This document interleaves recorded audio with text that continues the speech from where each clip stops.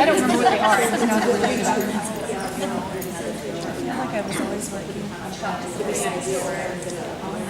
that. That works great if there's a consistent and we have power standard. We have the materials in place because that's the thing I'm worried about. I know. Is that we're all going to have Something different. But how many are we're supposed to teach all of them? But then they say we have to tie in the other curricular areas. How do we do that? We get our normal, you know. Well, the math will be well. I think we should invite that dude to our school.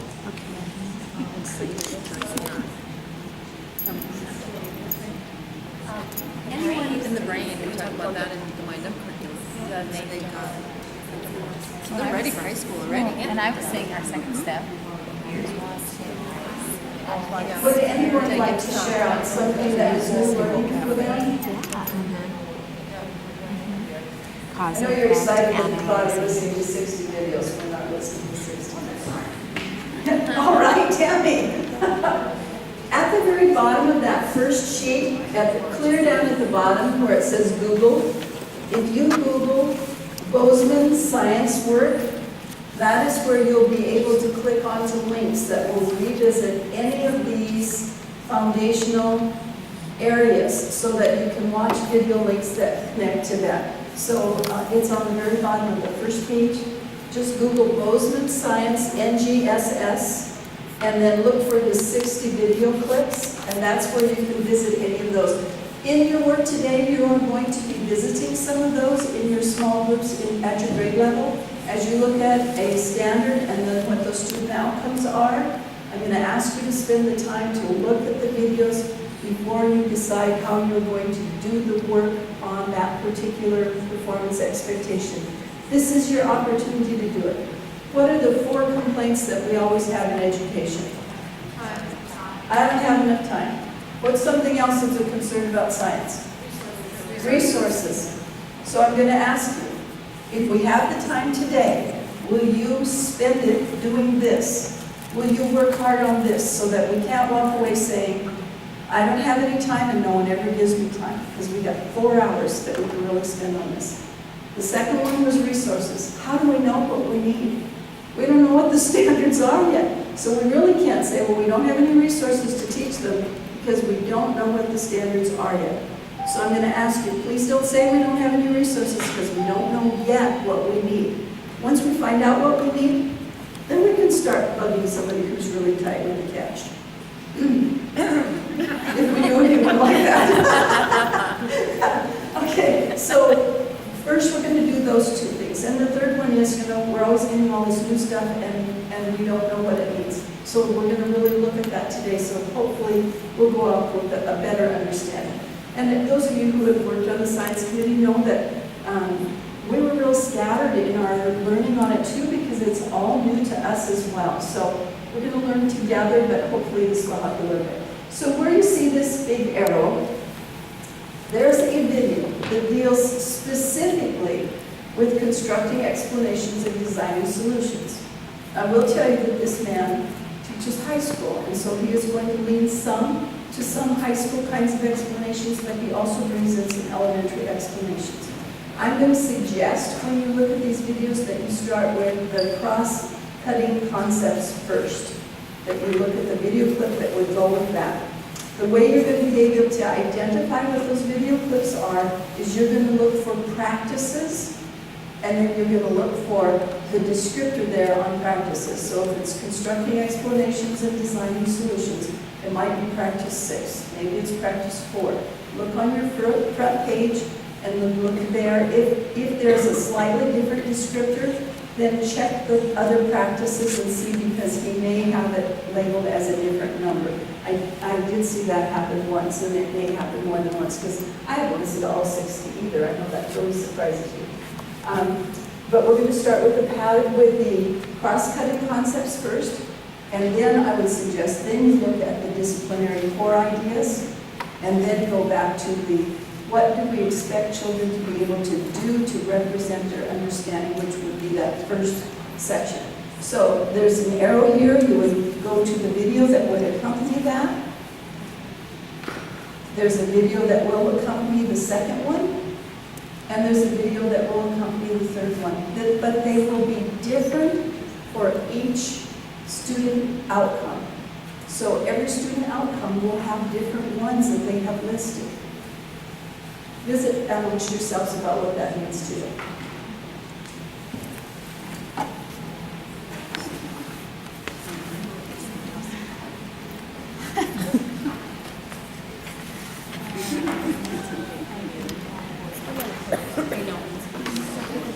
So the different standard has the same cross-cutting concept, that's the same video.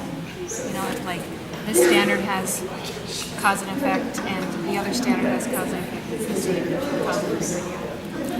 I'm guessing it's going to be different because it's going to relate to the standard. This first one, But I could be wrong. Did you look at that?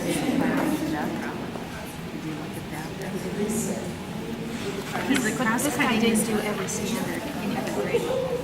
He just did the Overall. the 7, the 8, and 44.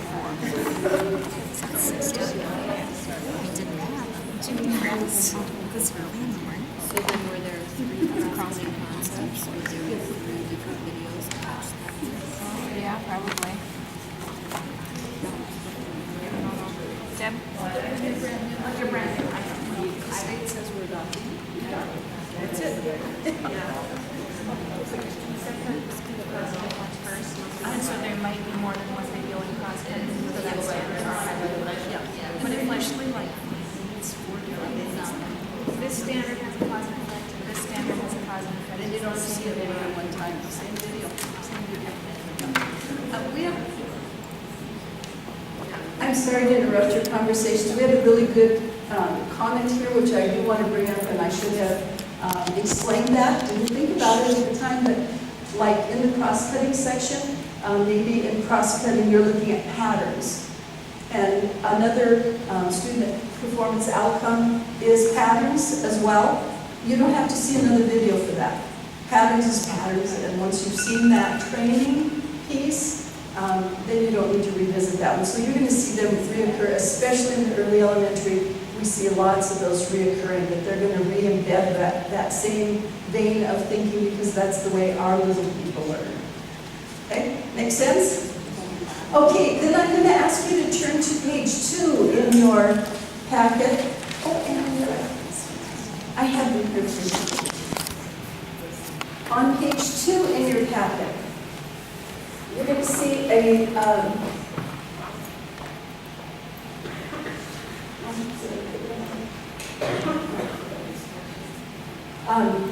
this is a backward design map, and so we're going to kind of think about how does it look to look at these performance expectations, and how can we understand better what process we need to follow. So my favorite example always is weight loss, because it's something that I think a lot about but don't do much about. And so like if I want to lose 30 pounds by June, and then I start May 20th, the likelihood of reaching that goal is not going to be very high. But if I back map and I say, okay, I want to be 30 pounds off by June, most of you can't imagine that because that's already your way, but it would be a realistic expectation for me. So if I want to be 30 pounds by June, then maybe I want to be 25 pounds off by May, and then maybe by April 1st I want to be 20 pounds off. So I'm backward mapping that thinking. So ultimately the assessment for me is that end of the year. That's the June. That's when I assess whether or not I actually met what I wanted to do. So I have to know that first. And sometimes that's really difficult for us in our thinking to think, well, first I have to figure out how am I going to assess this to know where I really am going. And that's what I want you to think about this. So number 1 says, first we're looking at that student outcome, that performance expectation. And the next thing we're looking at is, what evidence do I need to have to say that they really met that expectation? So when you choose what you're going to work on today in your team, you want to think first what you're going to choose, and then the second thing you're going to do is look at, how am I going to assess them? How will I know if they really met what in my mind's eye today, and we know how CFAs have gone in the past. We think, wow, we've got one that really rocks here, and after they take it, we go, what the heck? I can't believe they owned this. This was not at all what I thought it was going to reveal for me. And so, you know, we're in flux here. We're going to be looking at what works, but for now, we're going to write that evaluation piece, and then think about, what do I need for resources to teach it?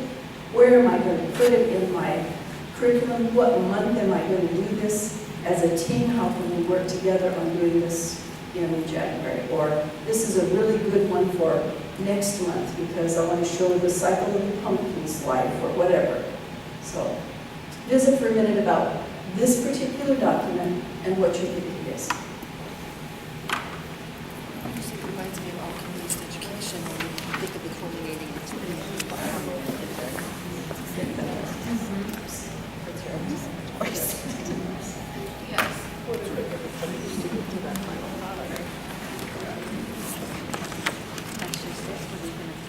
Right. Year-round, Right. We were talking about the standards with light and daylight, you really implement that. Like this first one, that clear learning outcomes. Most of my work is that what I do is supposed to be learning.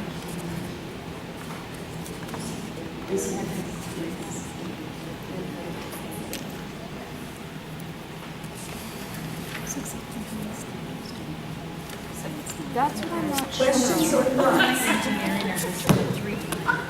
Okay, then I'm going to move you right on to the next slide, and the next slide is the next page in your handouts. So if we would move to the next page in your handouts. This one is the instructional model, and it's a model to help you break down the parts as you're thinking about those student objectives, those student outcomes that we want to have. This is a model to kind of help you break those parts down. And then I gave you a blank one so that you can do the work on the next page as you're breaking them apart. I'd just like to have you at your tables spend a little time reading through, but what I want you to do is read the evaluation piece first, which is at the very bottom, because we know after you select the ones you're going to work on, then you're going to move to the evaluation piece first. So read through the evaluation piece first, and then go back up to the top and think about, you're going to love the old Madeline Hunter model, thinking about that anticipatory set, that looking for, I just got a deer in the headlight look from Lisa. Because who would know Madeline? Anybody know Madeline We did that. Hunter? We did that in college. Oh, we no, also did this. We did the seriously? 5Es in college too. Oh, thank you, thank you. This is really So- good. I thought it was a deer in the headlights. It No, was no, a that's what all of our recognition lesson old-time plans were in. folks.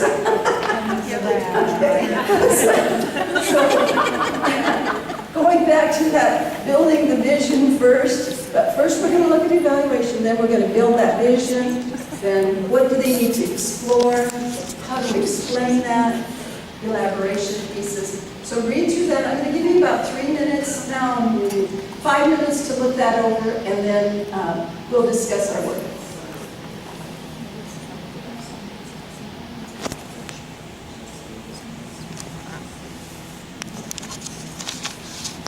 So you activate prior knowledge. And specific activities. Those go like this. Oh, that's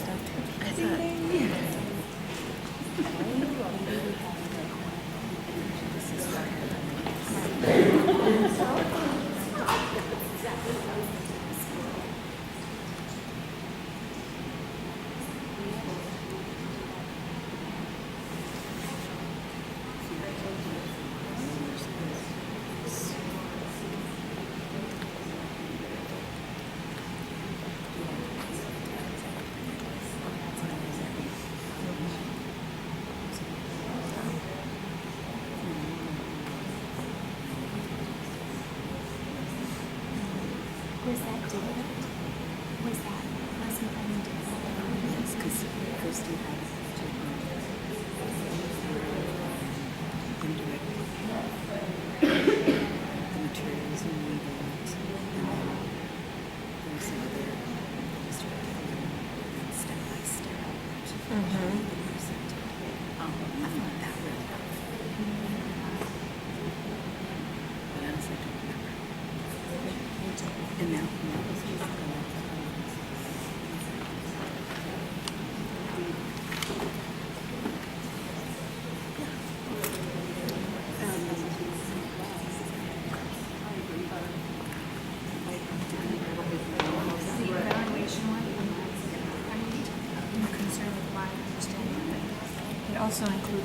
credit assessments. So it's not just one at the end.